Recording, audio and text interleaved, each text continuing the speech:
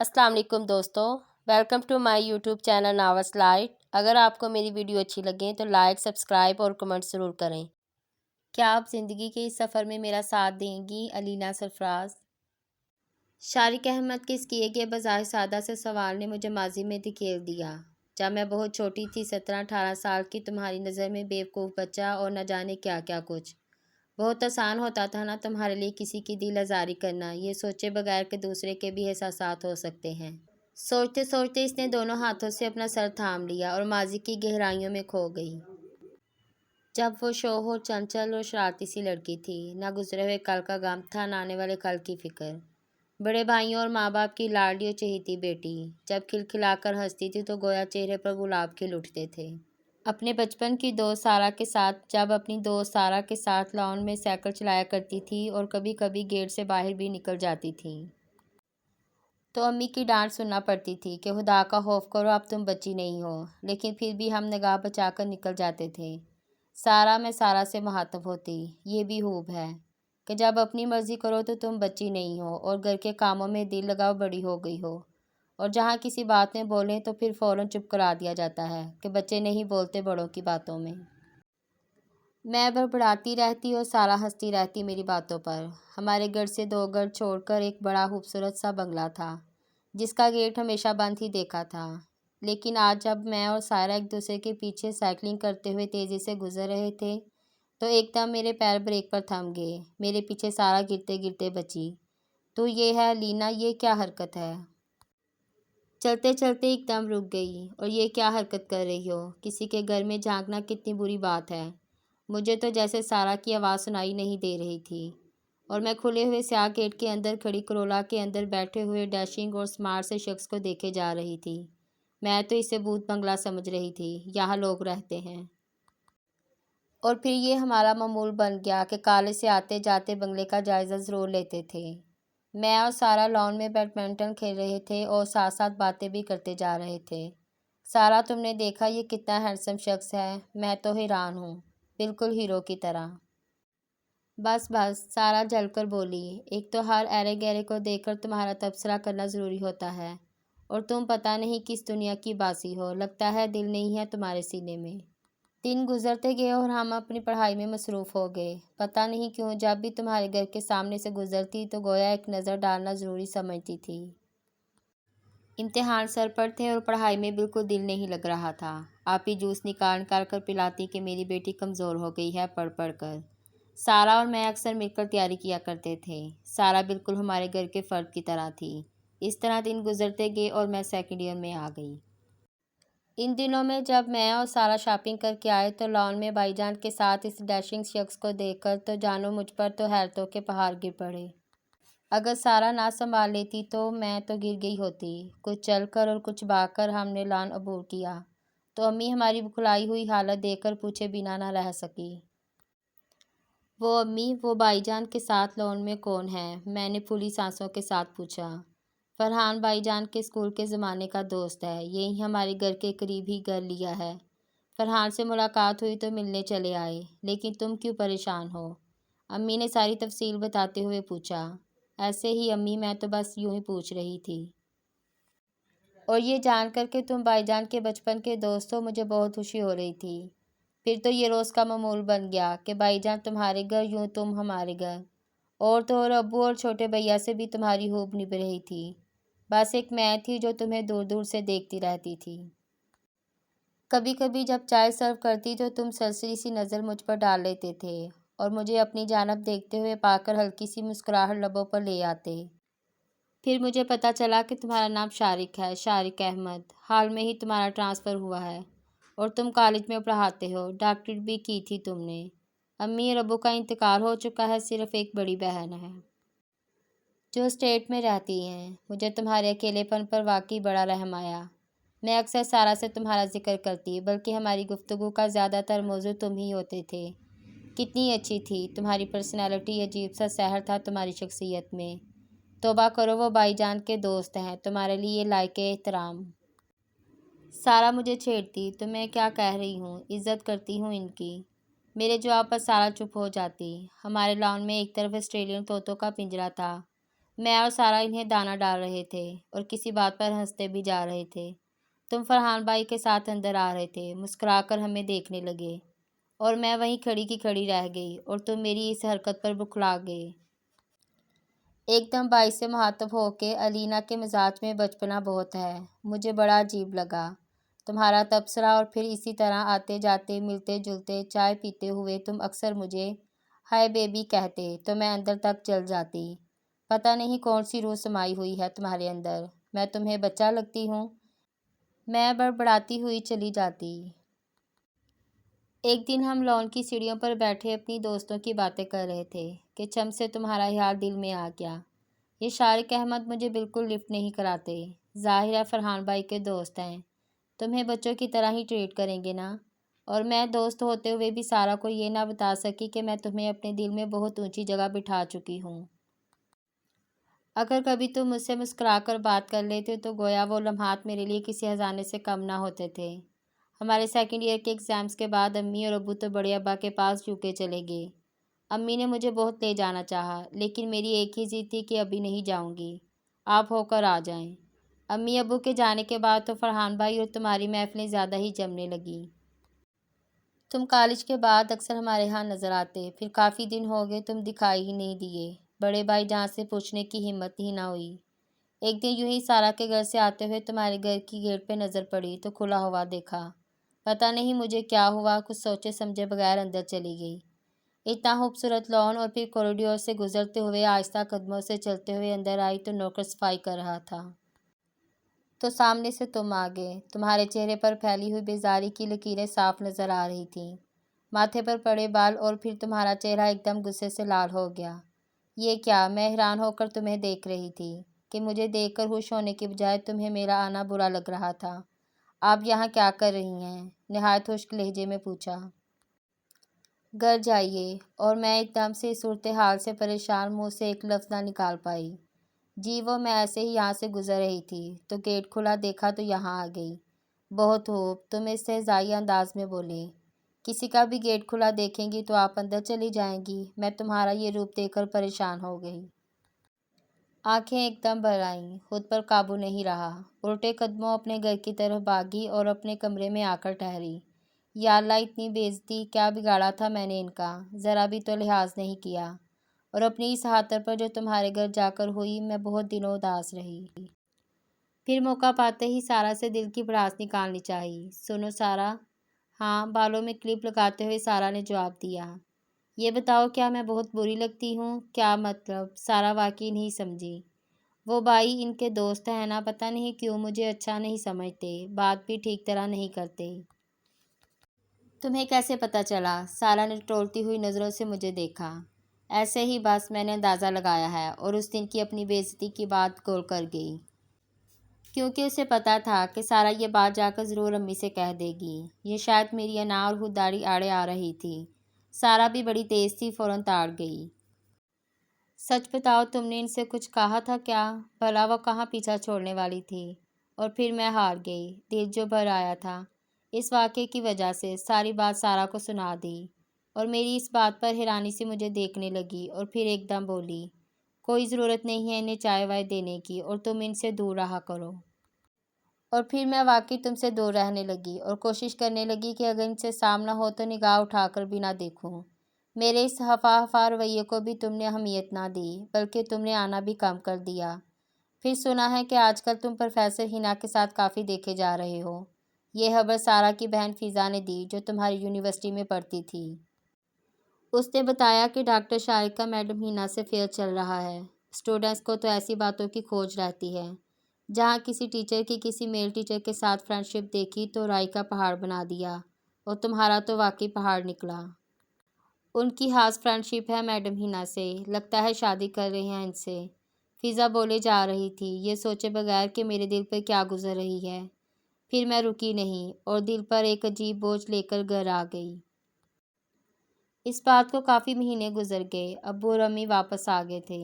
امی ایک دن پوچھ ہی بیٹھی، یہ تمہیں آج کل کیا ہو گیا ہے؟ نہ کھانا ٹھیک سے کھاتی ہو، نہ کہیں آؤٹنگ کی ضد کرتی ہو، ہر وقت کمرے میں بند۔ چلو اٹھو، چینج کرو۔ سارا ابھی آئی تھی، تمہارا پوچھ کر چلی گئی، تم سو رہی تھی۔ اب کیا بتاتی امی کو کہ ان کی بیٹی کو عشق ہو گیا ہے، وہ بھی ایک طرفہ۔ اگلے دن میں اور سارا برآمدے کی سیڑھیوں پر بیٹھے تھے۔ سارا میرے چپ رہنے سے بور ہونے لگتی تھی۔ وہ میری واد ہمراز تھی۔ یار لینا اب بس بھی کرو، کب تک لوگوں کو مناؤ گی؟ یہ انکل ٹائپ لوگ ہوتے ہیں نا، ایسے ہی ہوتے ہیں، خشک اور رومانس لیس۔ اس اصطلاح پر میری ہنسی نکل آئی۔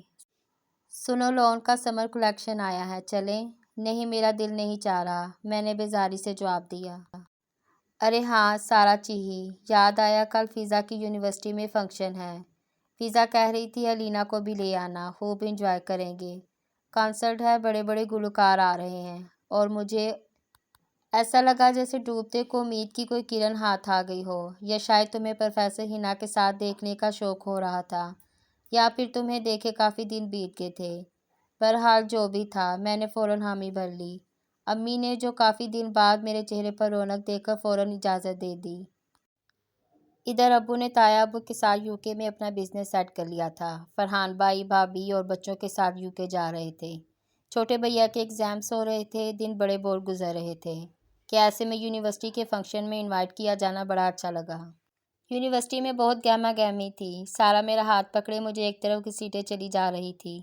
کیا ہے چھوڑو بھی، ابھی میرا جملہ منہ میں تھا کہ اوپر سے تم اور ہینا نظر آئے۔ لگ رہا تھا کہ دونوں میں کافی بے تکلفی ہے۔ تم مسکرا مسکرا کر باتیں کر رہے تھے، اور پھر میڈم ہینا تمہاری کس بات پر زور سے کہکا مار کر ہنسی تھی۔ مجھے ان سے جیلسی محسوس ہوئی۔ یکلہت مجھے سامنے دیکھ کر تم ٹھٹکے، یا شاید مجھے ایسا محسوس ہوا تھا، لیکن اگلے ہی لمحے تم یوں پاس سے گزر گئے گویا جانتے ہی نہ تھے، اور اپنے اس بری طرح اگنور کیے جانے پر عجیب سی شرمندگی محسوس ہوئی۔ کم از کم بات ہی کر لیتے، یا ہینا سے میرے دوست کی بہن کہہ کر ہی تعارف کروا دیتے، یا کچھ نہیں تو صرف میری طرف دیکھ کر مسکرا ہی دیتے۔ لیکن تم نے ان میں سے کچھ بھی نہیں کیا شارق احمد۔ تمہاری آنکھوں میں شناسائی کی لہر تک نہ آئی۔ سارا نے ہلکے سے میرا ہاتھ دبایا، جیسے تمہارے اس سلوک پر تسلی دے رہی ہو۔ پھر میں وہاں رکی نہیں، فوراً سر درد کا بہانہ کر کے سارا کے ساتھ گھر آ گئی۔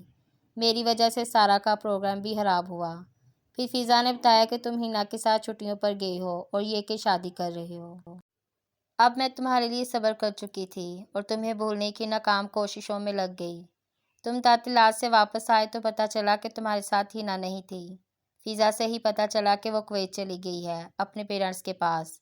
بقول اسٹوڈنٹ کے شاید ان دونوں میں بنی نہیں، بریک اپ ہو گیا ہے۔ ظاہر ہے ایسے خشک آدمی کے ساتھ کون رہ سکتا ہے؟ میں بڑبڑائی۔ کیا؟ فضا بولی۔ کچھ نہیں، میں تو بس ایسے ہی کہہ رہی ہوں۔ انہی دنوں جب ابو آئے ہوئے تھے تو میں ابو کے ساتھ گھر کی کچھ چیزیں لینے جا رہی تھی۔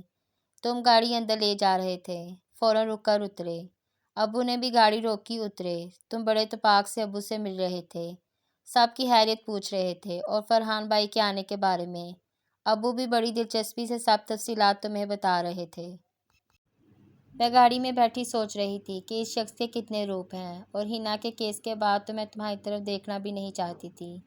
اپنے آپ کو تمہارے خلاف کرتی رہی، اور تب چونکی جب ابو نے فرنٹ سیٹ پر بیٹھتے ہوئے تمہاری تعریف میں کچھ کہا۔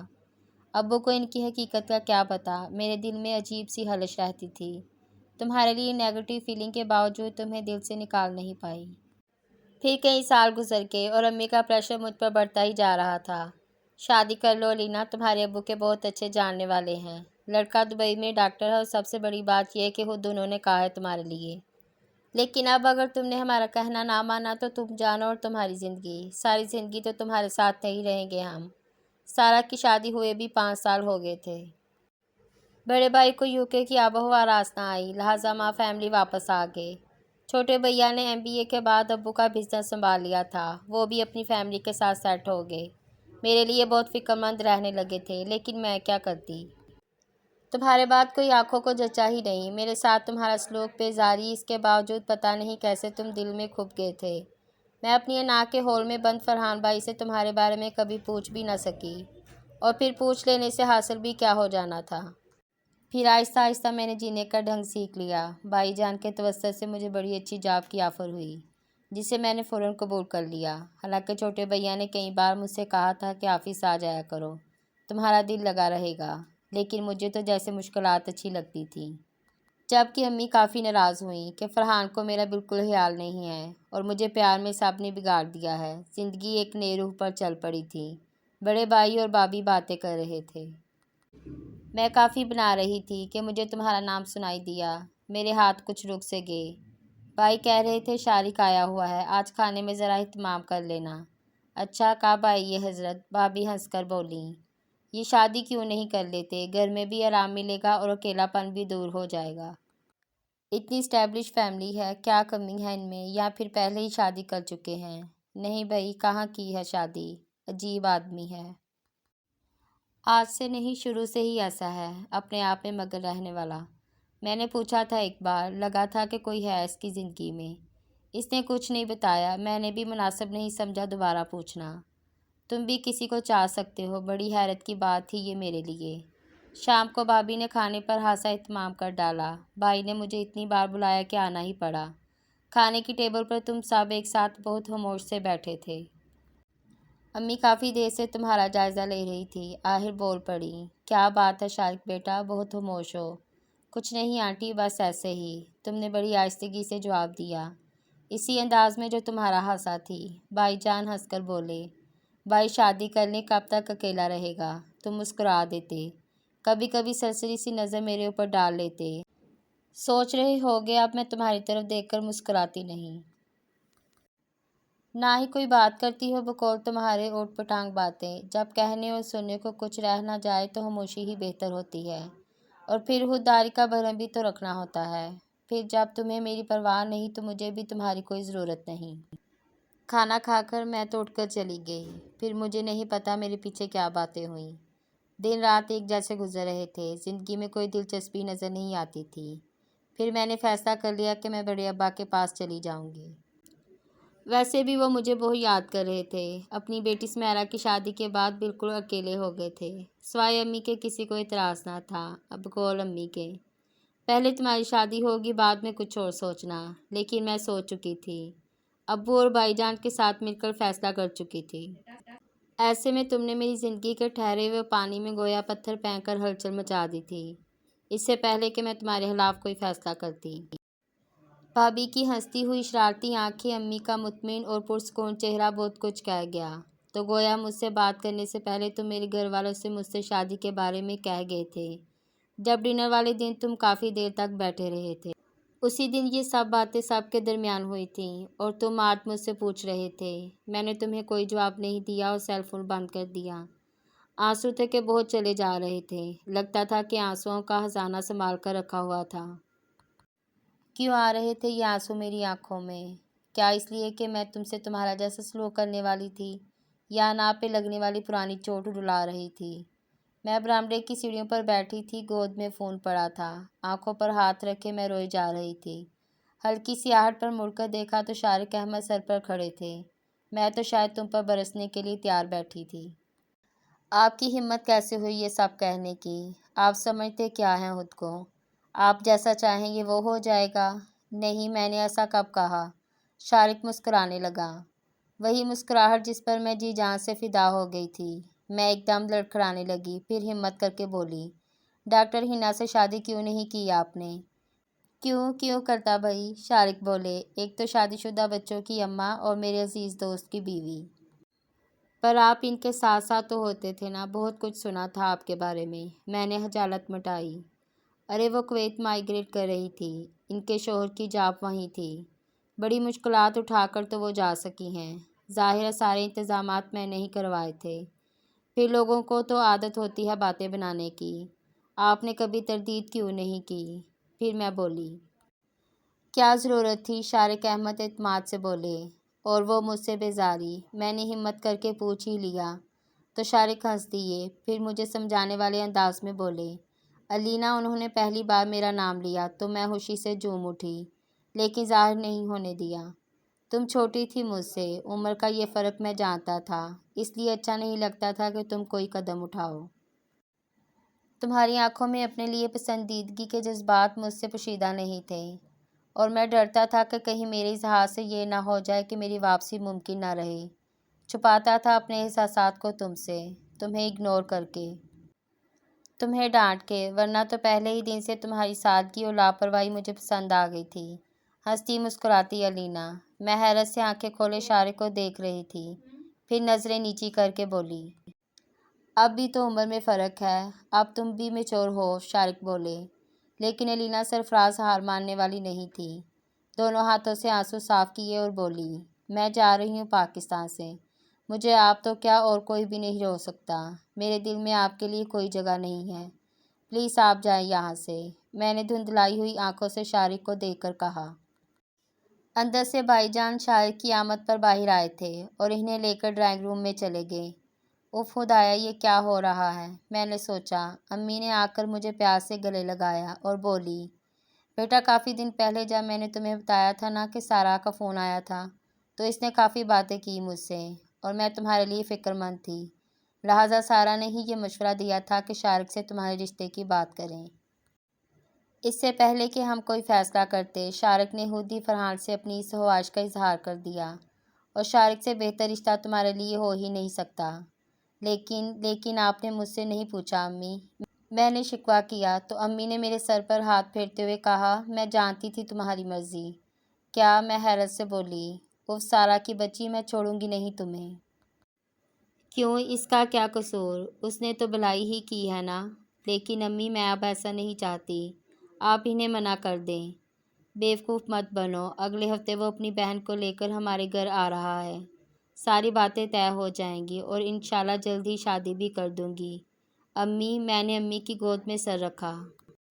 جاتے ہوئے شارق احمد نے جو یوں امی سے لاڈ اٹھواتے دیکھا تو دیکھ کر مسکرا دیے، ویسی ہی مسکراہٹ جو ان کی شخصیت کا حصہ تھی۔